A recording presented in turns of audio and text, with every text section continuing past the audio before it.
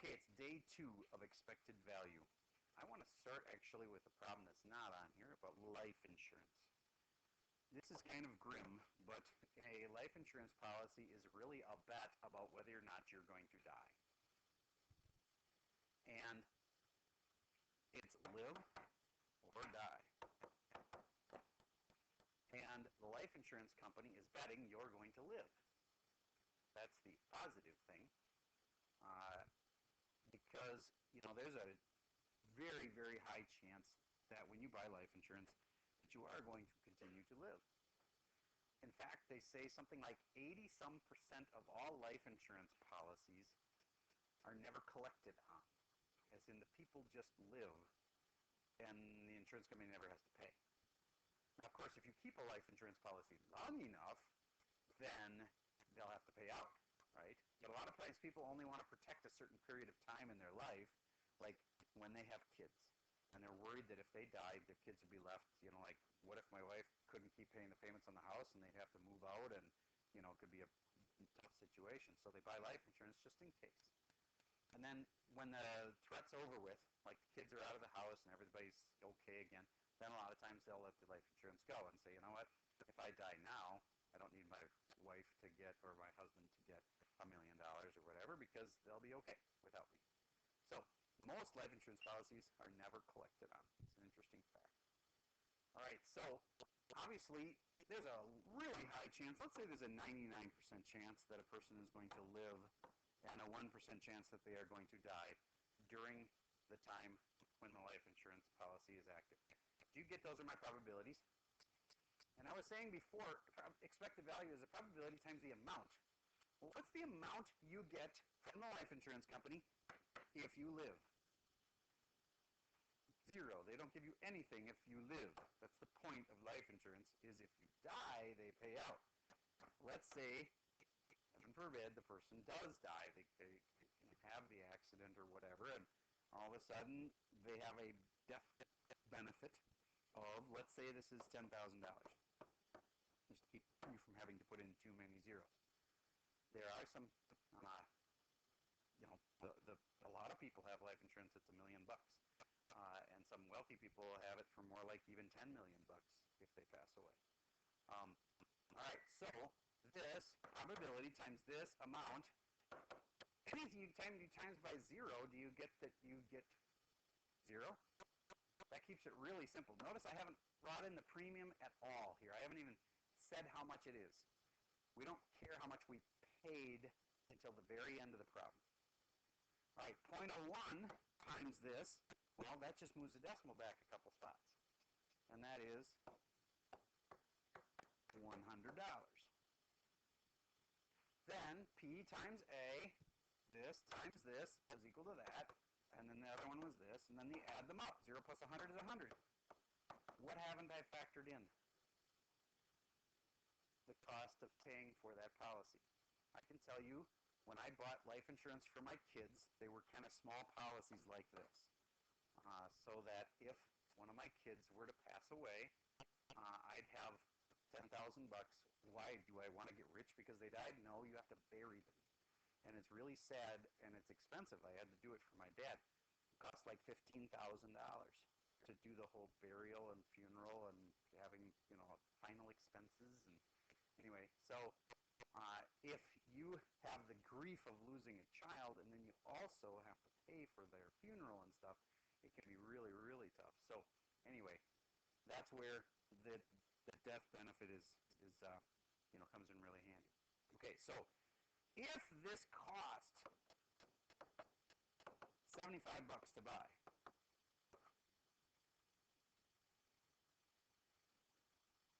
do you get, when I subtract off the $75, this thing is still coming out to be positive? Positive $25. What does that mean? Yes. Yeah. Do you think the insurance company sets it up that way?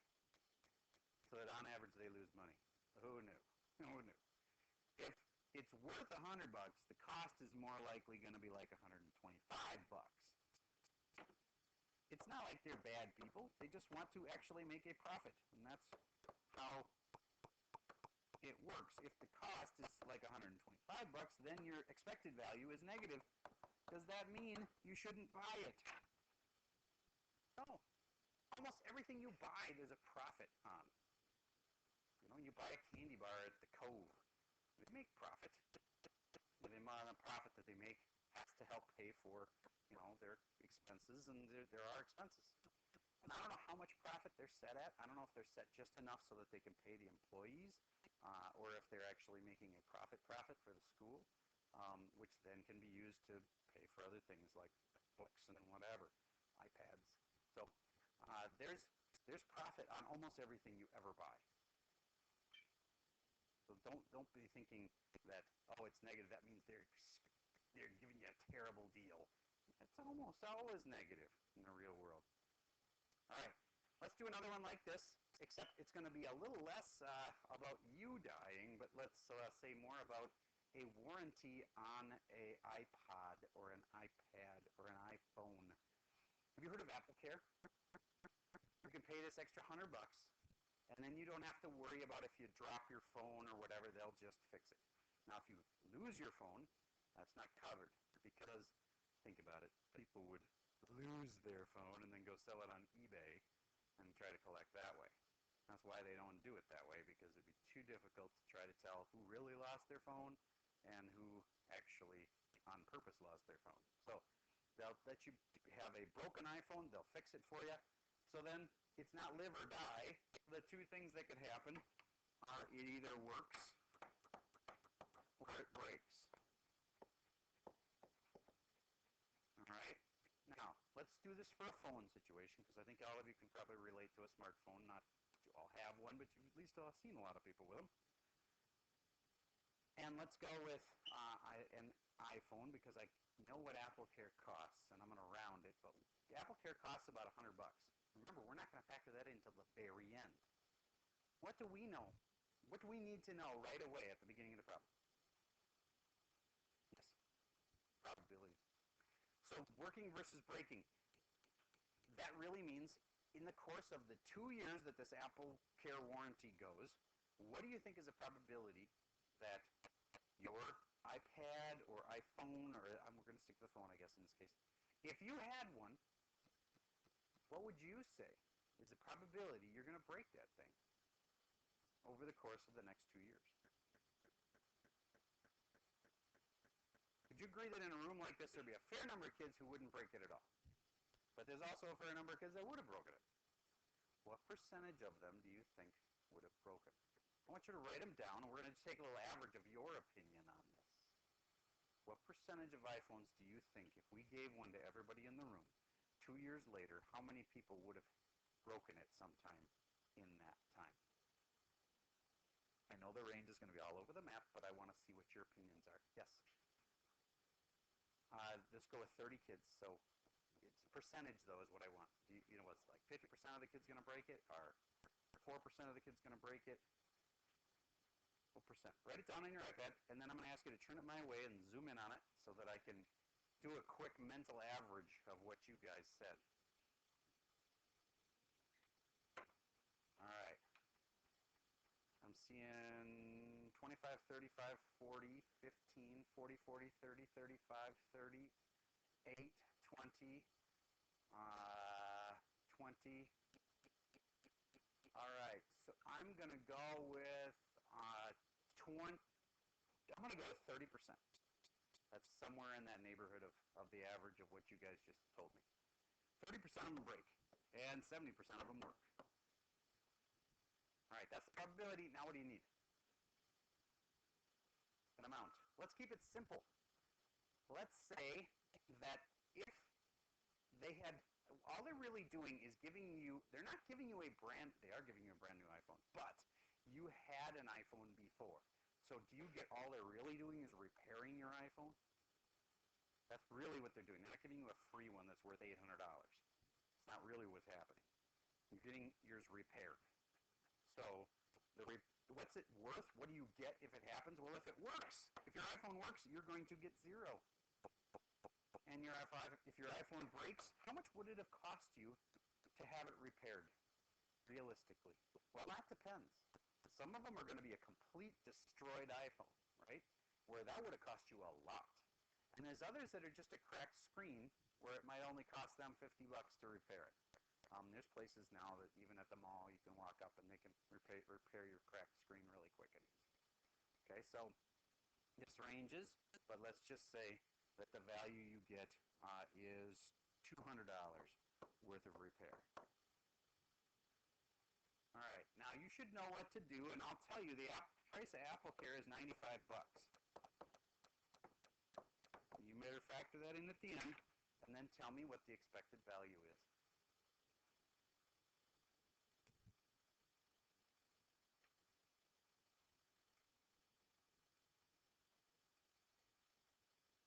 I hope you can see this one.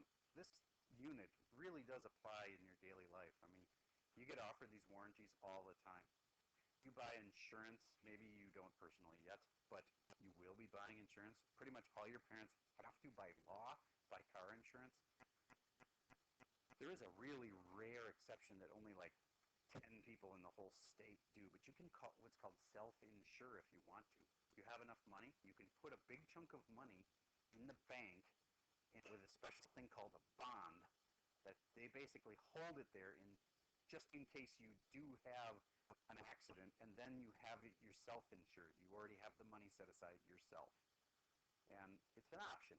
Very, very few people do it, but because basically it's really risky, because if you have enough money, it's kind of a double-edged sword. If you have enough money to do that, you also have a lot of money, which means if you do have an accident, they can sue you, and they might win a ton of money from you. And if you have no money to lose, it's no big deal, but if you've got $10 million, do you really want to have no insurance company when you could have just paid for the insurance? So it's kind of one of those, you might be rich enough to do it, but then again, you're so rich that you are smart enough to not do it because you would know, oh my gosh, I could lose all my money because I hit this little old lady when I was looking at my iPhone, and she's going to get all my money, which probably should because we were looking to try it. All right, so grand total here. Well, hopefully you get times 0 is easy. And then hopefully you get 0.3 times the 2 is 20, was it 2? Let me see, $60? All right, and so if the cost is 95 and we figure it's worth this plus this is 60, 60 minus the 95 means you're going to on average lose $35 on the deal. Do you think that that's realistic? Do you think Apple makes money on their AppleCare? Oh yeah, I'm sure they do. And if they priced it exactly fair and they made no profit, it might still be smart for them to do it, even if they made no profit on it. Because then at least when somebody comes back and says, oh, my phone broke, can you do anything? Well, you had the option to buy that thing. You know, we would have covered it if you would have bought that. You know, so they have a way to, like, kind of get out of responsibility. Because if the person broke it, it's really not Apple's fault. And that you broke your phone or whatever. So it's smart for them to offer the warranty. I'm not saying it's necessarily smart to buy it. It really does depend on you. If you're like some people where you keep it in a bulletproof case all the time, you probably aren't as likely to break it. It still does cover like weird, quirky, like the software goes funny on you or whatever, or the hardware even goes funny for some reason. Some little circuit in there burns out, so you can't protect that with a case. But I got to think most of the things that are breaks are not the software or the firmware. All right, this is a similar situation, but in the end, it's always the probabilities times the amounts, and a lot of times there's like 2 or 3 of them, and then of course you add them all up, and in my opinion, you should take the price out at the very end of your problem. Now, if you have any other kids from other classes, some of the other teachers do teach this differently, because they will take the price you paid for the ticket out of every single one of them. On this problem, we kind of don't even have that issue, because we say, what's the fair amount to pay for a ticket? meaning there is no price for the ticket. So you don't have to worry about, do I take it out on each individual part, or do I take it out at the end? To me, taking it out at the end is fastest and easiest, and I've grown to like that way of doing it. But if you want to take on each amount and subtract off the cost of your ticket, you could. Not on this problem, no, because we didn't give you a price for the ticket. All right, I'd like you to give this one a shot without me. I think you can do it. Your probability is just a fraction. The calculator can help you figure out what it is. And your amounts are different because they have different prizes. All right, so we came up with 30 cents. 30 cents. Very small numbers here, here, and here that add up to 30 cents. $0.3. Now, do you think they'll actually charge 30 cents for lottery tickets? Of course not. They're going to make a profit. It's probably going to be $1. And everybody's like, oh, that's cheap. It's $1. And it's part of the magic of the lottery is your winnings are so unlikely that you can only pay $1 for something, and it seems cheap, but yet there's a big profit built in there. All right, let's move on. A two-player game is set up with the following rules. Player A is designated odds, and player B is designated evens. Now they're rolling 2 dice here. Each player wagers a penny.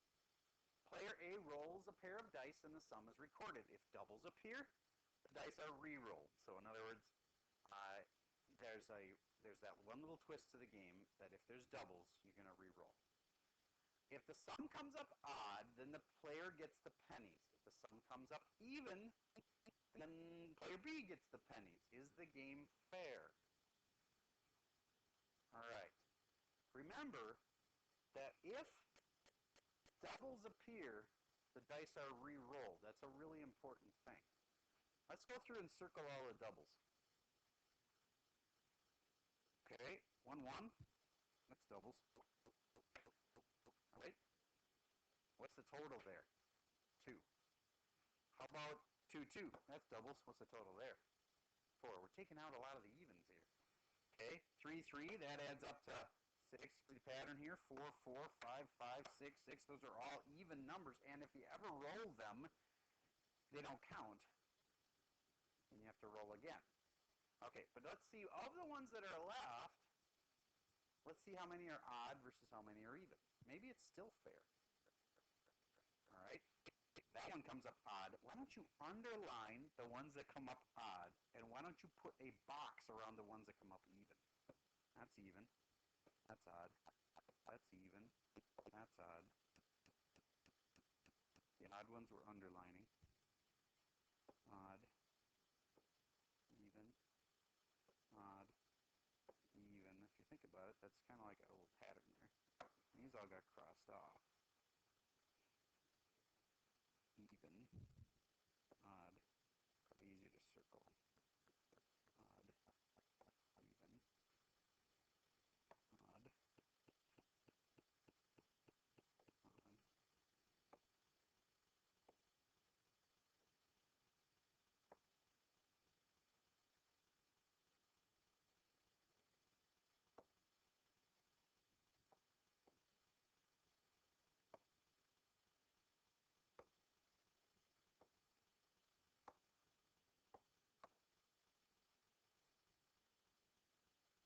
Okay.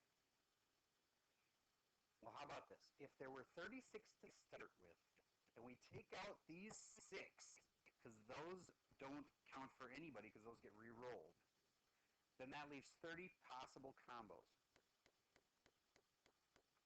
How many of them come up odd of the remaining ones? 1, 2, 3, 4, 5, 6,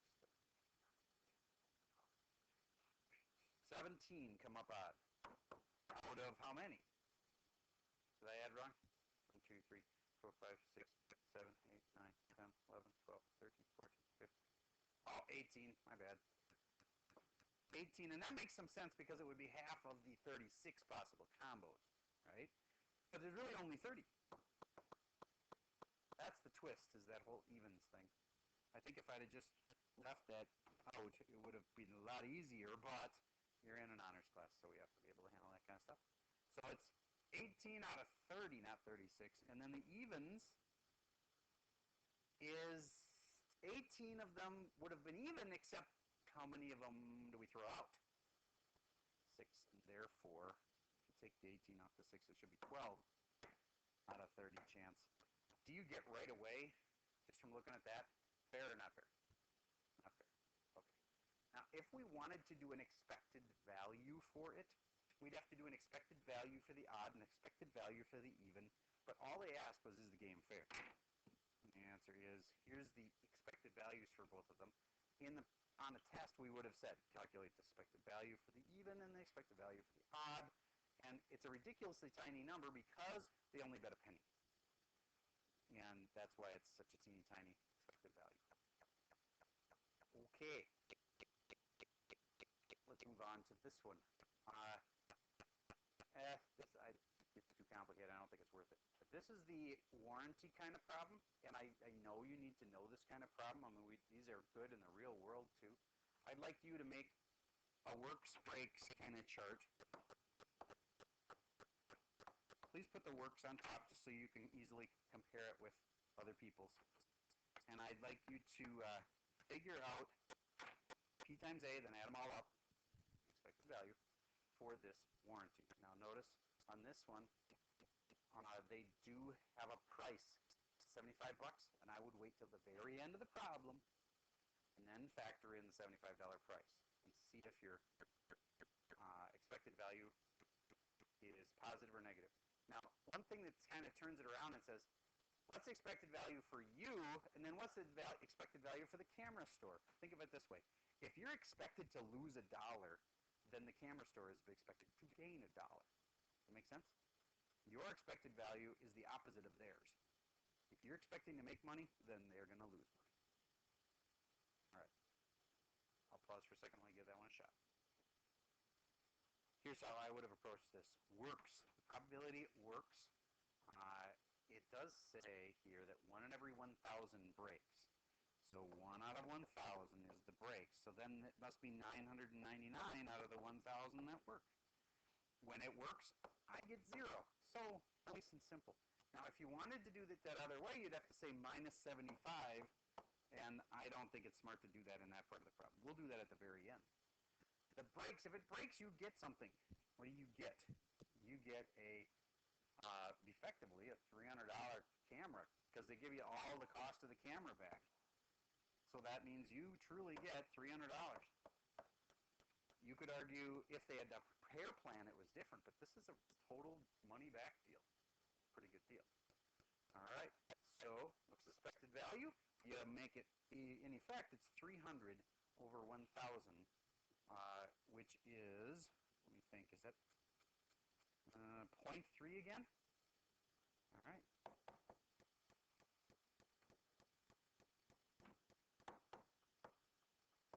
If it was free, it would have been worth 30 cents.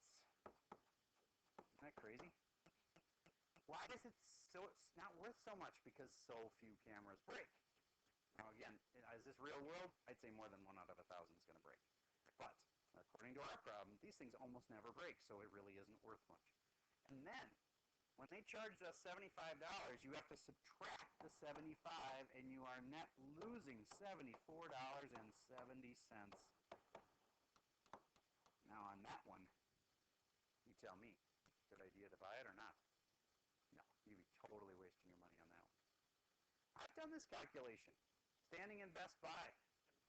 And sometimes I buy it, and sometimes I don't. When I feel like, I won big on one of them. I bought a portable DVD player. They replaced it for me like 5 times because the portable DVD players were known, and they didn't know it at the time, and they would have priced it higher. But they were known to, I figured with the moving around like that and kids playing with them and stuff, oh my gosh. Well, anyway, there's other times I've bought it and never used it, so they got to keep all that money. On average, I think it's probably been about a break even for me, but that's probably because I was smarter than the average consumer about this. I knew how this worked, and now you do too. If you were looking at this one, you do the quick calculation in your head and go, that's pretty much expecting to lose all my money. That's a terrible deal. I would not buy. All right. In a family of 3 children, what's the expected number of boys? Ooh, we've been doing money this whole time. Now it's boys. That's weird. Given the probability for a girl is 0.55 and a boy is 0.45. Hint, set up a tree diagram. All right. You should be able to, by now, set up a boy and girl. Let's do boy on the top just to keep them all the same. Make me the tree. Then, when you're done, you'll have your probabilities. Now, here's the thing that makes it different. You'll have all your probabilities. You've done that before. But what is your amounts?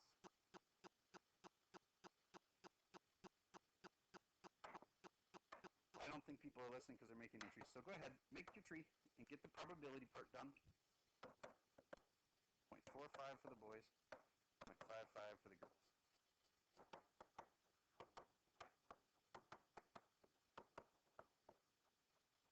Need a calculator to get those last numbers. Go ahead and do it. Make a really nice tree. Yes. Is it 3 kids? Oh, crap. Okay. Yikes. That's going to take a long time. You know what? I'm changing the problem right now. Everybody just do a double tree like this. We're just going to do expected number of boys, expected value of boys, which is a weird idea. Just do it the way I set it up here.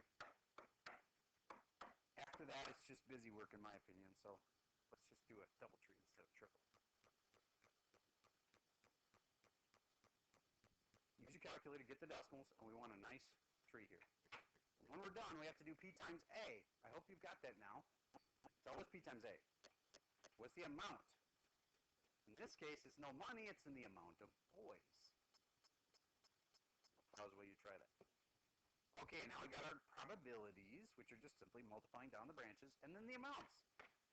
The amount on this is not money, but it's really not that complicated. As long as you get the idea, you got to stick to the formula of P times A. The amount is how many boys.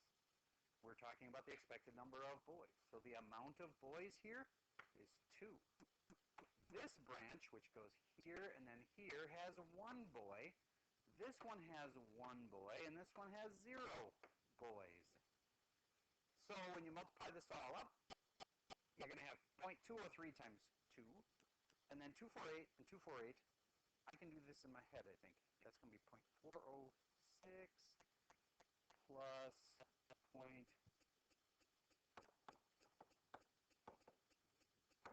that was 2 of those. And then 248 and 248 is going to make 496. Add them all up. 0.896 plus, okay, 0.9. Did I carry, 2? Did I do that right? All right. I got a calculator. All right. 902. What does that mean? Do they expect, given these probabilities, do they expect to get about 1 boy? Yeah, technically it's a little less than 1 boy. In the real world, of course, that can't happen, but this is on average, and therefore you're going to get about 1 boy, probably. And that makes sense because the girl probability is higher. So, but just because the girl probability is higher doesn't mean you're for sure going to get 3 girls. In fact, it's more likely you'll probably get about 1 boy and 2 girls. Okay. There's your homework. It's expected value, and I am going to allow you to just do the evens on your homework because I want to keep you doing your homework because it's reasonably sized. Have a good day.